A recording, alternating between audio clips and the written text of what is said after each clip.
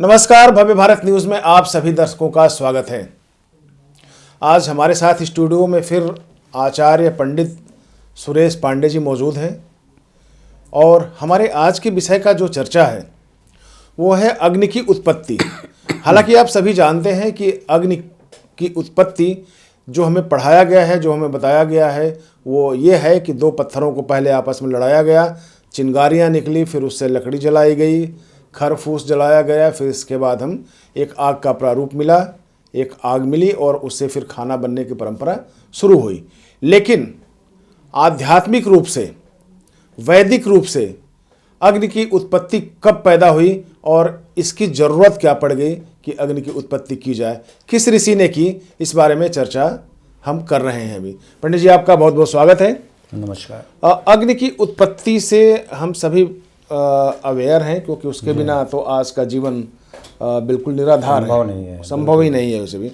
लेकिन अगर हम देखें तो अग्नि की उत्पत्ति जो बताई गई है हमें पत्थरों से, और फिर इसके बाद आज हम माचिस की तिल्ली और लाइटर का इस्तेमाल करते हैं हम जी। चाहे अब इलेक्ट्रिसिटी हो गई, उसका भी हम इस्तेमाल करते हैं। लेकिन पहले अग्नि की उत्पत्ति किसने की और इसका उद्देश्य क्या रहा, इसके पीछे क्या उद्देश्य रहा कि अग्नि को हम क्यों बनाया गया, क्यों उससे इसको किया गया जी। सबसे पहले दर्शकों को मेरा नमस्कार। देखिए, ब्रह्मा जी ने सृष्टि करने के लिए ऋषियों को उत्पन्न किया। तो जो हमारे पहले ऋषि अंगिरा ऋषि, सप्त ऋषियों में से भी हैं और ब्रह्मा जी के पुत्र हैं। अंगिरा ऋषि। तो अंगिरा ऋषि ने, इनका ऋग्वेद में भी वर्णन है। ऋग्वेद में ये कई मंत्रों को इन्होंने लिखा है, रचयिता हैं ये लोग। जैसे कवि लोग कविता लिखते हैं जी। वैसे ऋषि लोग मंत्रों को, सूक्तों को, ऋचाओं को लिख करके ऋग्वेद में इन्होंने दिया है। बहुत सारे ऋषियों का संग्रह ही जो है वेदों में दिया गया है। बहुत सारे मंत्र जो हैं हमारे, जैसे भारद्वाज ऋषि, अंगिरा ऋषि, भारद्वाज जी के पुत्र विश्वामित्र ऋषि, वशिष्ठ जी, जितने भी ऋषि हैं, बड़े बड़े सप्त ऋषि और उनके कुल का जो है सब ने योगदान दिया है और बहुत सारे मंत्रों को लिखा है। ऋग्वेद में ही 10,000 मंत्र हैं, 1,000 सूक्त हैं। तो अंगिरा ऋषि जो है, नहीं, 1 मिनट में रोकूंगा यहाँ पे आपको। जी। अंगिरा ऋषि की चर्चा कर रहे हैं। ये जो आपने बताया कि 10,000 मंत्र हैं और 1,000 उसकी सूक्तियाँ हैं, तो ये लिखने के लिए तो जिनको जो आभास होगा अपना लिख देंगे, लेकिन क्या ये सिद्ध करके लिखे गए हैं, इस अनुभव के बाद लिखे गए हैं? बिल्कुल, ये मंत्र दृष्टा थे।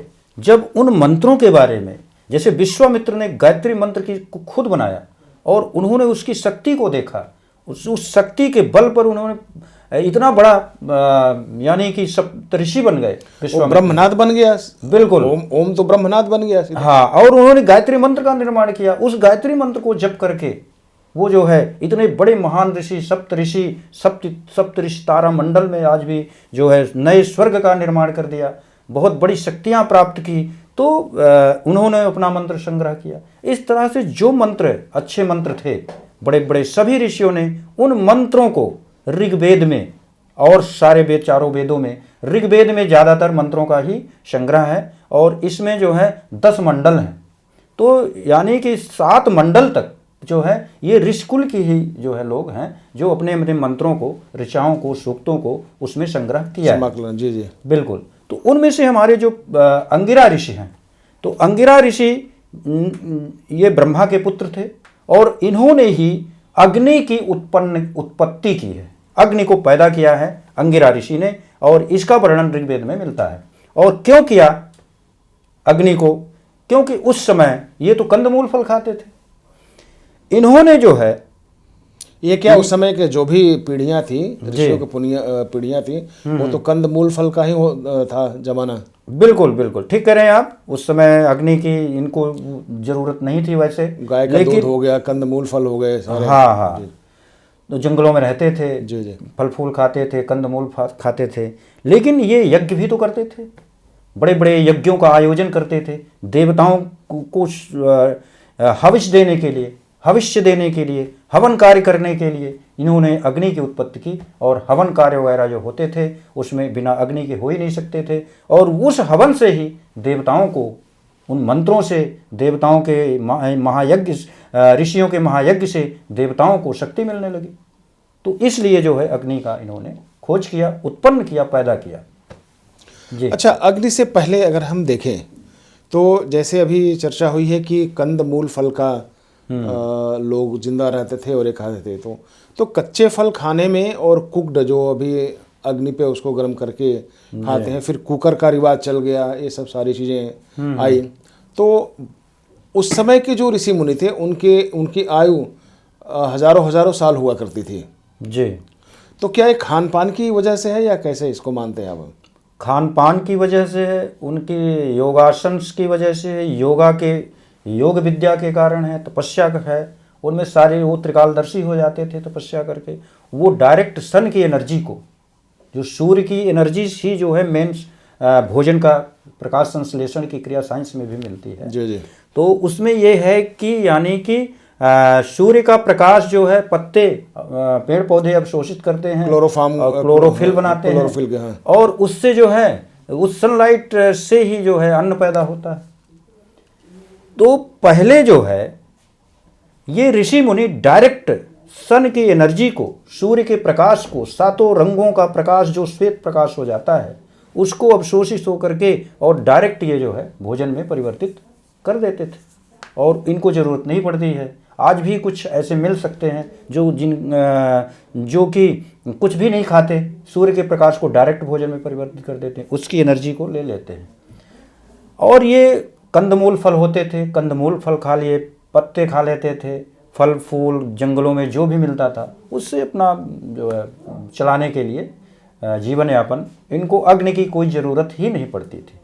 अच्छा, आपको क्या लगता है कि जैसे बाद में हम लोगों को ये पता चला कि एक अग्नि वो है जो जला के भस्म कर देगी, दूसरी अग्नि हमारे, अगर हम इसको स्थूल शरीर को ब्रह्मांड मान लें तो हमारे अंदर भी एक अग्नि है।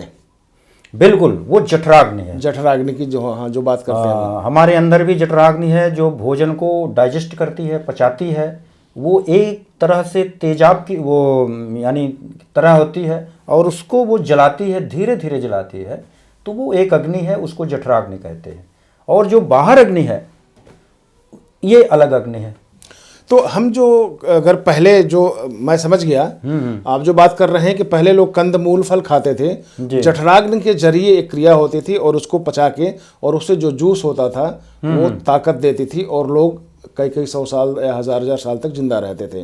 बिल्कुल। आज हम जल्दीबाजी के चक्कर में, बहुत कुछ पाने के चक्कर में, ऑफिस ना छूट जाए, कहीं हमें यहाँ जाना है वहाँ जाना है, तो लोग कुकर में पका के खाना शुरू कर दिया। वो पका पकाया खाते हैं आज जो तो है सारी उसकी रस है। बिल्कुल जी जी जी, आप बता रहे थे।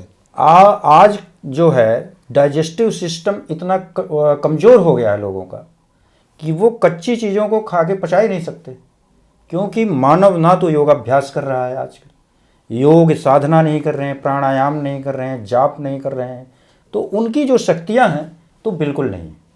और जो शक्तियां नहीं रहेंगी तो जो हमारे अंदर है सिस्टम है वो डिस्टर्ब हो जाएगा, और डिस्टर्ब होगा तो डाइजेस्टिव सिस्टम है, लीवर है, ये चीज़ें जो है कमज़ोर होना शुरू हो जाते हैं।